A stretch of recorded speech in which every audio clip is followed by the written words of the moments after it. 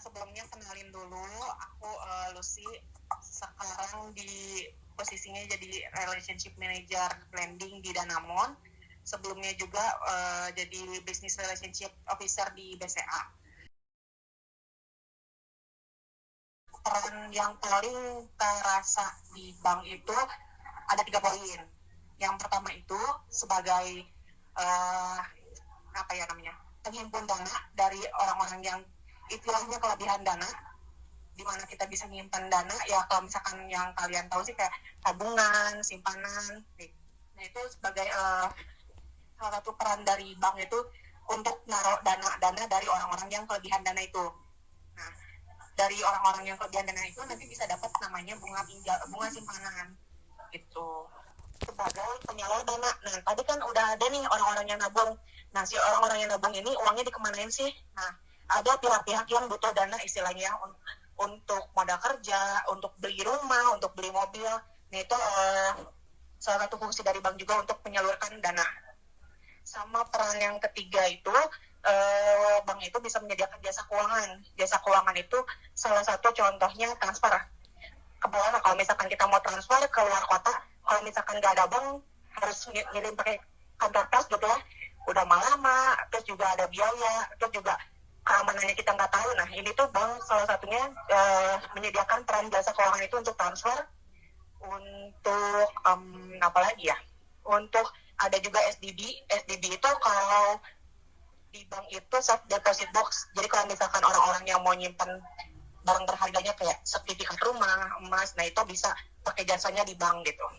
Terus jasa-jasa lainnya bisa jadi bisa menyediakan si jaminan bank garansi kalau misalkan di kebutuhan di kebutuhan untuk pengusaha supaya bayar itu ada namanya bank garansi. Nah itu juga salah satunya dari jasa keuangan dari bank.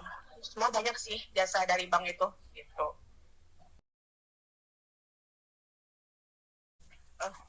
Kalian bisa nabung, terus bisa transfer juga ke luar kota misalkan, atau misalkan nih kalian mau bayar PLN, listrik, bayar air, nah itu juga bisa pakai namanya simpanan gitu.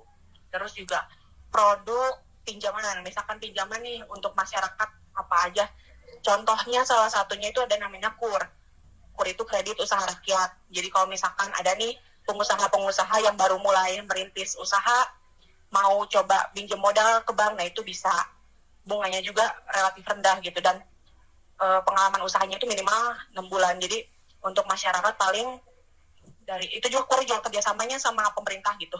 Jadi sudah dijamin sama pemerintah.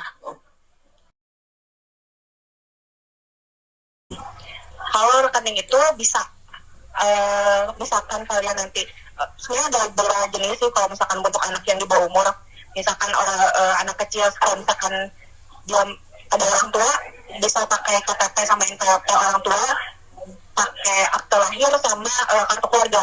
Nanti orang tuanya datang sama anaknya, nanti tinggal buka rekening tangan. Jadi nanti si rekeningnya itu ada namanya QQ gitu.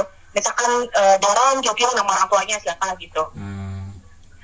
Kalau misalkan flash e-money itu sebenarnya nggak perlu pembukaan apapun, bisa beli di Indomaret gitu, di Tokopedia. Jadi kalau misalkan siapapun yang beli ya bisa top up-nya juga kan bisa lewat Indomaret. Jadi anak kecil, anak di bawah umur kalau misalkan punya flash juga bisa sih harusnya gitu.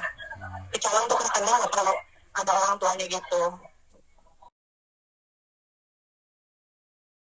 Ada yang namanya deposito. Deposito itu kita nyimpan uang misalkan 1 bulan atau 3 bulan atau 6 bulan, nanti ada bunganya, ada bunga depositonya berapa persen itu. Tapi syaratnya itu minimal 8 juta biasanya. Ada beberapa bank yang minimal itu 1 juta, tapi kalau menurut saya buat anak yang masih sekolah sih kayaknya rasanya masih agak berat gitu ya kalau deposito.